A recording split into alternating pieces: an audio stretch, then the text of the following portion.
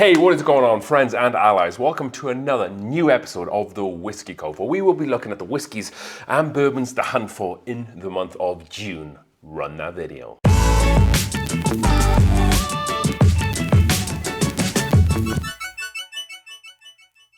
Alrighty then, folks, thank you for joining us for another new and exciting episode here at the Whiskey Cove, where we will be going through some new and fantastic releases in the month of June. We're going to have some great bourbons and maybe some wheat whiskies as well. We're going to have quite the selection today, folks. We're going to have some great bottles to talk about and kind of put them on your radar so you're able to go out to different liquor stores and be able to know exactly what's being released and really what's to look for. As we come up to 10,000 subscribers, we are doing a huge giveaway that features bottles like this.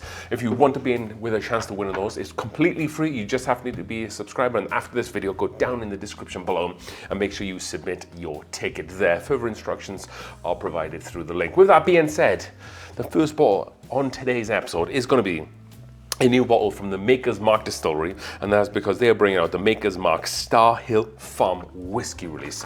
This is going to be the first non-bourbon whiskey that they've put out in over 70 years. So for 70 years they've been doing wheated bourbon, and this bucks the trend a little bit. So Maker's Mark go on to say, in a historic move, Maker's Mark introduced the Star Hill Farm whiskey, the first non-bourbon release in over 70 years. This wheat whiskey is distilled from 61% wheat, 20% malted wheat, and then 19% malted barley. It's bottled at cask strength, which is going to be 57.35% ABV, and priced at $100. It will be available all across the US, and it also will be available in some parts of the United Kingdom too, for all my British brothers and sisters out there. So like I said, first non-wheated bourbon they put out for 70 years. This is probably going to be very highly limited in the first release. I don't know what it's going to be like. It kind of reminds me a little bit of the grain to glass that Heaven Hill put out fairly recently. That's had mixed reviews. However, as someone who's a big Maker's Mark fan, this is really exciting. If a distillery knows wheat whiskey, if a distillery knows wheated bourbon, Maker's Mark is it. They know how to utilize wheat in a mash bill. Yes, they haven't done wheat whiskey for a while, which wheat whiskey, and the difference between wheat whiskey and a wheated bourbon is a wheated bourbon has to have corn as the 51% or above in the mash bill, and then the second main ingredient is wheat.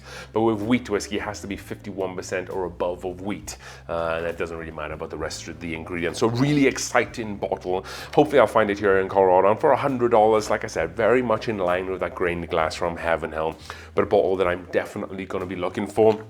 We'll see how it comes over here. Maybe I'll just ask some friends and family who come over for the UK, because it's somewhat a lot easier to find Maker's Mark out there. Like the Maker's Mark Cellar Aged, it hit pretty heavy over in the UK, and I think that it didn't move as much as they wanted to, so they ended up sending some back. And next up, bottle number 2, and staying with the wheated whiskey, so to speak, and that is because Heaven Hill are back with Larcenary Barrel Proof Bourbon Batch B525, and this is a wheated bourbon from the Heaven Hill Distillery, and this is the second batch of the wheated Larcenary Barrel Proof of 2025. We already had the A125, we have the B525 coming out now, and then we'll also have the C525. Gets a little bit busy with all these different batches coming out of Heaven Hill for their different expressions. So Heaven Hill go on to say that this expression continues the tradition of being uncut and unfiltered, non-chill filtered, offering bold, full flavor bourbon directly from the barrel.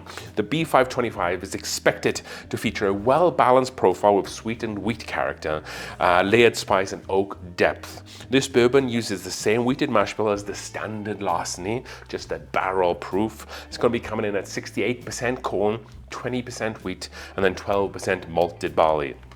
Age on these is typically between 6 and 8 years, and B525 is bottled at barrel proof, and then expected to fall somewhere in the 118, 126 proof, and then the retail price on this is $65. So I'm filming this at the back end of May. We haven't got the ABV statement on this yet. It's going to be dropping any day now. It might even drop when this video drops. You probably might be able to find that information more online, but if I edit this a different day and I have that further information, I'll definitely put it up on the screen there. But usually it'll fall between 118 and 126 proof. I like the 60% ABV, 120 proof ones or above. I feel like the ones below that are a little lacking in my humble opinion. MSRP, like I said, $65. That's a pretty solid price for this bottle of whiskey. Larceny barrel proofs are pretty tasty in my opinion. I actually quite like the whole range. The Larceny small batch is okay. But if you're able to find the picks, I don't think they're easy to find anymore. They kind of stopped doing them, so to speak. Maybe that was to make up for some of these barrel proof releases. But the Larceny single barrels, the 92 proofers, they are very tasty. If you can find one of those, they're usually around 7 years. And for the price, they're excellent value for money. I don't think I'll buy this bottle of whiskey. I'm kind of waiting for a banger to come out. The last one that I bought was the C924, which is very good indeed. And then staying with the Heaven Hill umbrella, and we're going to kind of do these back to back because heck, why not? And that is, of course, Elijah Craig. The B525 is back for its second release of 2025 from the Heaven Hill Distillery. So it's coming back with a little bit of an older age statement. This is going to be released back end of May, going into June 2025. This batch is aged 11 years and 6 months, making it the oldest Elijah Craig barrel proof release since September of 2023. So it's been 2 years or so, 2 years or so, yeah, just right around 2 years that we've seen something with this decent of a mash bill. Of course, the September 2023 one was the C923, 13 years and 7 months. I've talked about this in a different video. I feel like Heaven Hill could really do themselves a favor. I don't feel the Elijah Craig brand needs to be revamped, so to speak, but I feel like they need to put out a real hitter. We're talking high 60% ABV, high proof, barrel proof Elijah Craig that carries a 13-year age statement or plus to really get people spiced up about it again. Because I feel like with all the releases, all the private barrels, it's kind of fallen into a little bit of a lull. So this is going to be bottled at a robust 126.2 proof or 63.1% ABV. I want it to be above that 65, 130 proof kind of benchmark. Let's get it up, Elijah Craig, or let's get it up, Heaven Hill. So the B525 is uncut and non-chill filtered, preserving its full flavor. This bourbon is crafted using a standard mash bill from Heaven Hill with 78% corn, 10% rye, and 12% malted barley. This is some tasting notes. There's going to be a peppery spice note, orange marmalade, and warm honey, with the suggested retail price of $75, depending on your location. So 65 for the Larceny, 75 for the Elijah Craig barrel proof B525s. For you folks out there who really like this, then, you know, a lot of people do like it, and a lot of people buy every single batch. And I don't blame you. If you really like a bottle of whiskey, then have fun with it. It's probably pretty unique taste in between the different batches. Not one I'm going to buy. I have a bunch already, and I talked about this in a different video that I'm just going to be waiting for them to put out a banger. And if you're down at Heaven Hill, try to get the grenade, the Elijah Craig grenades, like these small ones back here. They are lights out good, much better than the standard releases that we've been having in recent times. Bottle number 4 on this list is a new release from the Jim Beam Distillery, and they are coming back with a new Old Grandad, and that really excites me because I like our Old Grandad a lot. I didn't like the price on the 16-year age stated one. However, we're returning maybe to more fundamentals here. We'll see. So Old Grandad, 7-year bottled in bond. So they already have a small batch bonded, but this is going to carry a 7-year age statement. This is going to be a limited edition release that builds on the legacy of the Old Grandad brand, long known for its high rye bourbon mash bill. This particular expression is distilled by Beam Suntory. It follows requirements, of course, of the Bottled in Bond Act, meaning that it's been distilled of one distilling season from one distillery and aged at least 4 years and bottled at exactly 100 proof or 50% ABV. In this case, it was distilled in the spring of 2018 and aged for 7 years. The flavor profile from this bourbon is intense and spicy, showcasing its high rye content. On the nose, with layers of rye spice, vanilla, and oak, and hints of caramel and cacao. This palate is thick, featuring cinnamon, peppery, nutmeg, and a rich thickness that leans into baked goods like graham crackers and brown butter. So really some awesome tasting notes there. If you get half of those flavors and nosing notes, you're on for a bit of a hit with this bottle. So this bottle has been praised for delivering a punchy, well-aged bourbon experience that is relatively accessible at the price point. What is that price point? So we weren't able to find what the price point was. Like I said, I haven't got that information down. The 60, we can maybe deduce between these other ones. And like I said, couldn't find the price point. That's just what it said, that it was punching quite hard for its price point. So the 16 was $200.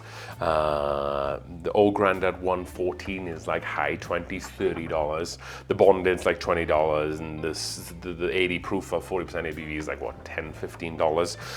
I don't want this to be more than $70, and that's really high for old Grandad.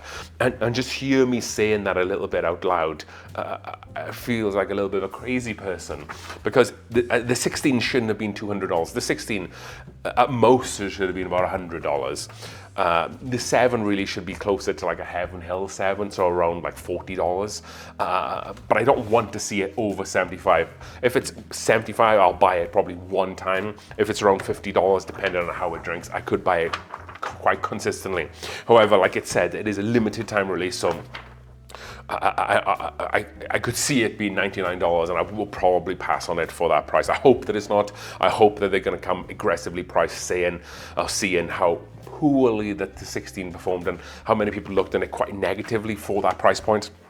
I hope in the Beam Suntory have been able to figure out this marketing strategy for this next 7-year release. Next up, and is a new release from the World Whiskey Society, and they're bringing out a 20-year-old cigar blend premium light whiskey that has been aged for 20 years and then finished in a unique combination of six different casks. Our Mori, that's Japanese. My Japanese pronunciation is not very good. Our Mori, Tawny Port, PX Sherry, Madeira, Cognac, and Tequila. This blend is bottled at 96 proof, 48% ABV, and it is known to be a limited release with only 4,200 bottles. So anything that the World Whiskey Society put out anyway is always a limited release. It's never a big run, so take that with a little bit of a grain of salt there. I don't think I've ever seen anything with 6 different cask finishes. This is going to be quite nuts, if I don't say so myself. I would like to have seen the ABV higher. 48% ABV or 96 proof for cigar blend is a little bit on the lower side. I wanted to see 55% or 110 proof and up. I think that might work against it. Time will tell. And this is a 20-year-old premium light whiskey. So when I was reading that off the bat, I was like, this is going to be Canadian juice from Alberta. However, it did say on the release that I was looking at that it's a 20-year-old premium light American whiskey. So I don't know if they're just saying that it's produced packaged in the US, so they're able to call it an American whiskey, because it's probably going to be MGP stuff if it is distilled here. However, that could just be a little bit of a play on words. It could be like Alberta distilled light whiskey from Canada. Until I pick up a bottle and look at it, then I might be able to tell. However, just off that bat, it did specify American made. So if it is MGP's light whiskey, is much better than the Canadian light whiskey, and that's not a political battle that I'm trying to wade into right now. That's just my own experience. Our Mori is also, that was something that I hadn't heard before, so I had to go look it up. So this is a liquor from Okinawa in Japan, made from rice. So they use a dispensed empty barrel of that, which will be interesting to see what notes come through from that bottle. And they did say in the press release that the tasting profile of this whiskey is complex and luxurious. On the nose, you get rich notes of dried fig, golden raisins, aged tobacco, caramel, toffee, and leather with a hint of spice, and tequila from the herbal earthy nuts. The palate is full-bodied, featuring dark chocolate, roasted hazelnuts, dried plums, and a deep sweetness. So if you want this bottle, they go on to say that it pairs excellently with full-bodied cigars and rich foods like chocolates and desserts, or a grilled ribeye, or a pecan pie or pecan pie, depending on what part of the world it is. Again, given this limited release, they're all limited releases from this company. It's priced around $170, which isn't, at the face of it, terribly priced. I would say that the ABV is a little low for me, and I don't like the fact that they use tequila casks, because I'm wondering how much that agave will take over. That's just me figuring out the flavor profiles and how they will come together. I don't like tequila finished whiskey. My personal opinion. However, for $170, you can pick it up. 20-year light whiskey finished in a crazy bunch of barrels. If people are talking about it, that it is a great whiskey, then maybe I'll have to look out for it. But just how it sounds, that I don't know if it'll come together. But heck, you know, I don't have a distillery. You know, I don't own a big whiskey brand. So what do I know at the end of the day? And that is everything that we have here today for you folks. I think that we might do a part 2, because a lot of other resources that I was pulling on was kind of saying that there might be more whiskey released this month. So what we'll do, we'll wait another 2 weeks and then we'll probably put another one out. But again, if you want to get in on this lottery, it's completely free of charge. You just have to be a subscriber, and you just have to punch your ticket. Information is down below. We'll be doing a massive live stream, which you don't need to be a part of. You need to just get that information in for you. So as we say on the channel, as we drink through the world's whiskey one glass at a time, happy hunting, folks. Cheers.